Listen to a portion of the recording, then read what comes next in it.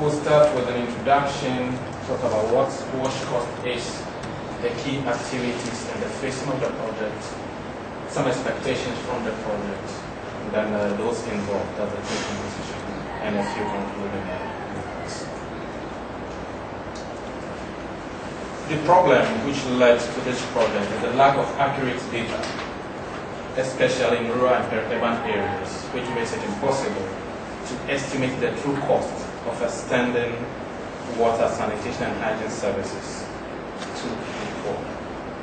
And when we're going around the stakeholders talking about this project, some of us made us aware that we think this is a good project because for the first time it will give us the true cost for things like sanitation and hygiene promotion. And what that means is that during project design we'll be able to factor in the cost for including that to ensure a sustainable services. It also came out that this project should provide insight into cost differences between countries, because the recent public expenditure review document, it came out that the costs were varying, Ghana, Mali, etc. So this will help us to understand.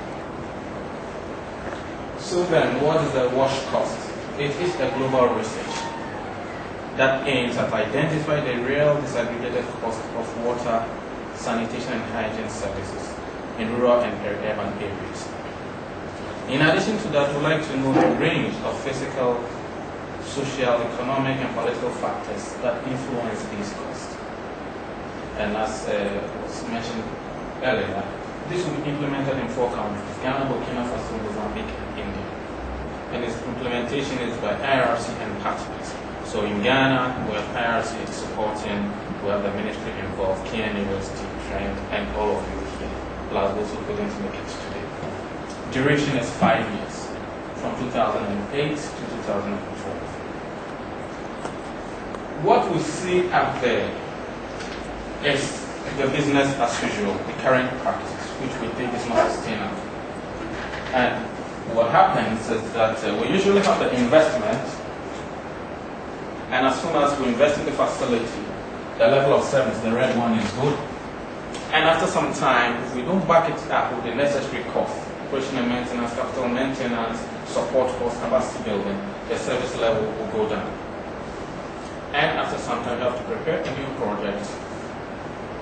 We put in the investment, and then it continues in that cycle.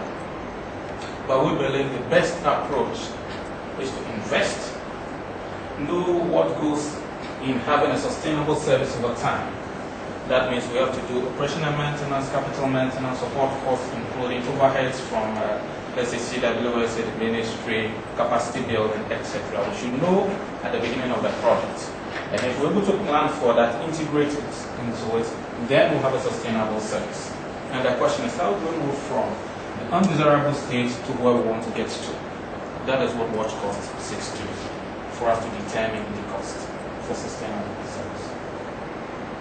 And in this slide, I'll focus on this aspect, the capital intensive activities, which if we only focus on, we have the investment, service deteriorates, then we look for money for investment.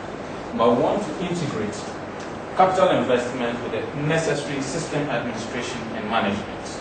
Put the two together at the onset so that throughout the project we know that we're having a reliable service.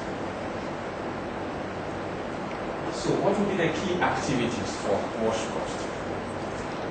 We'll collect and collate information relating to the real disaggregated cost in the life cycle of wash service delivery.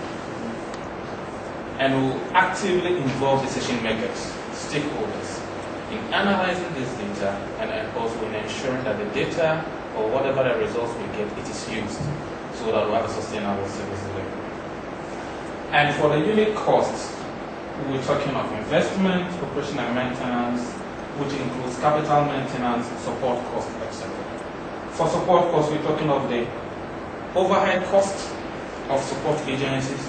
That means how much does it cost to get what we're getting from CWS? How much does it cost to build capacity? How much does it cost to support communities from time to time to ensure that the service level remains sustainable?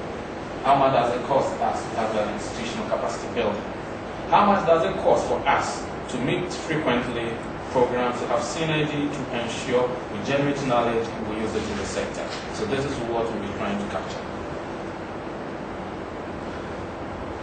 For WASHCost, we have three main phases. We have the inception phase, which is from now till September. And then we have the research phase, that's September 2008 to 2010. And we have the embedding phase, 2010 to 2012. So let me talk a bit about the inception phase. The inception phase, there are two main activities. One is the rapid assessment, and the second one is to establish what we call the learning alliance. Let me first talk about the rapid assessment. Rapid assessment, during this inception phase, we want to do what we call institutional mapping to understand who the stakeholders are, the institutional roles and responsibilities, also how planning and decision making happens. That is the process. And the necessary system, support systems and tools that are available. I'd also like to have a unit cost scan to look at available information on unit cost and how this is used in the sector. And for the rapid assessment, it will be done by the stakeholders. That is the learning alliance. I'll talk about it. That is the members here. But we need someone to lead the process. And the Mind Consult will be supporting this process, working with the WASHCost team as well as the learning alliance. And the results of this assessment will be shared in September when we're launching the project. The second aspect is the establishment of the Learning Alliance. And the Learning Alliance is a series of connected multi-stakeholder platforms at different institutional levels involving the development and uptake of innovation in an area of common interest. In this case, our common interest is the wash sector, that is water, sanitation, and hygiene. And what we're talking about is that stakeholders will meet from time to time, and for this particular project, discuss the project, give feedback involved in all aspects of the project. What we want to avoid is knowledge just for the sake of knowledge. Mr. Wache said, when we create, whatever we create should not remain in this building, but we should take it out there, or knowledge for action so that we can use it.